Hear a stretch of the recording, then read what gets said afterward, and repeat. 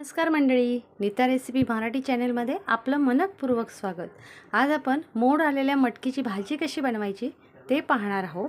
त्यासाठी मी ते 1 वाटी मटकी मोड काढून घेतलेली आहे बघा। मोड काढून स्वच्छ धुवून घेतलेली आहे।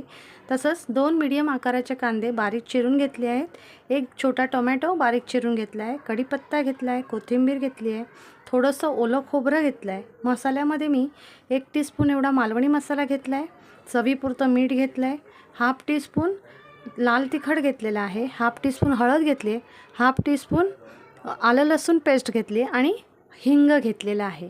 तर आता आपण आपल्या कृतीकडे वळूया।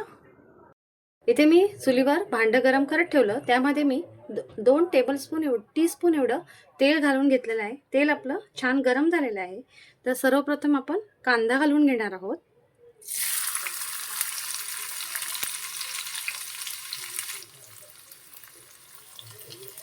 कांदा थोडासा लालसर होऊ द्यायचा आहे।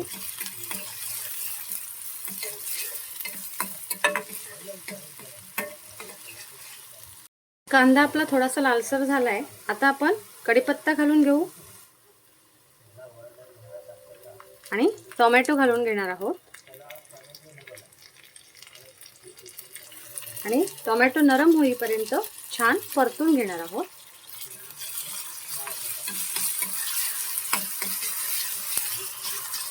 कांदा टोमॅटो आपला छान नरम झालेला आहे, ब्राउनिश भाजलेला आहे। आता आपण यामध्ये आलं लसूण पेस्ट घालून घेणार आहोत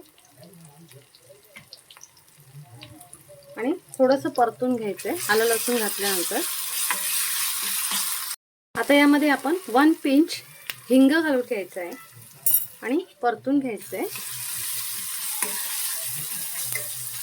परतून झाल्यानंतर यामध्ये आपण हे जे मसाले घेतले ते सर्व ऍड करायचे आहेत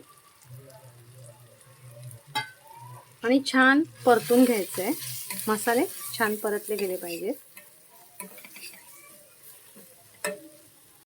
आता यामध्ये आपण ही जी मटकी आपण घेतली ती घालून घेणार आहोत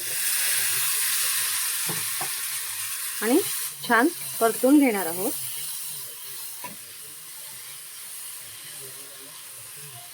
मटकी आपली छान मिक्स करून झालेली आहे। आता यावरती थोडंसं पाणी घालून घ्यायचं आहे, जास्त पाणी घालायचं नाही। मटकी आपली छान शिजेल इतपत पाणी घालून घ्यायचं आहे त्याच्यावरती।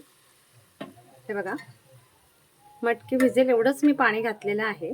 आता आपण 10-15 मिनिटं ही छान मीडियम गॅसवरती छान शिजवून घेणार आहोत।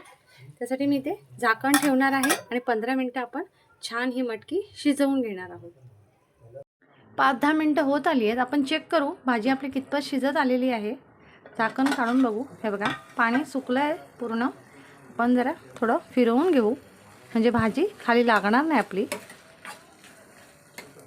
आणि जर तुम्हाला वाटलं शिजली नाही आहे, चेक करायचं आपण।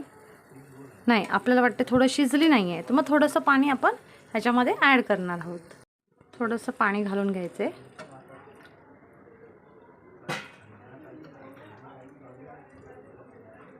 आणि पुन्हा 10 मिनिटं शिजवून घ्यायची आहे। चेक करू मटकी शिजली आहे की नाही। हे बघा, मटकी आपली छान शिजलेली आहे। आता आपण यामध्ये खोबरं ॲड करणार आहोत। ओलं खोबरं घालून घ्यायचं आहे आणि कोथिंबीर घालून घ्यायची आणि छान मिक्स करून घ्यायचं आहे। छान भाजी मिक्स करून झालेली आहे। आपलं पाणी पण आतमधलं सुकलेलं आहे। एकदम सुकी करायची नाही आहे भाजी। भाताबरोबर किंवा भाकरीबरोबर खाताना सुद्धा भाजी थोडीशी ओलसर असली की चांगलं असतं, म्हणजे खायला आपल्याला सोपं होतं। त्याच्यामुळे थोडंसं पाणी त्याच्यामध्ये राहायला द्यायचं आहे। आता आपण गॅस बंद करून घेणार आहोत। आपली मटकीची भाजी तयार झालेली आहे।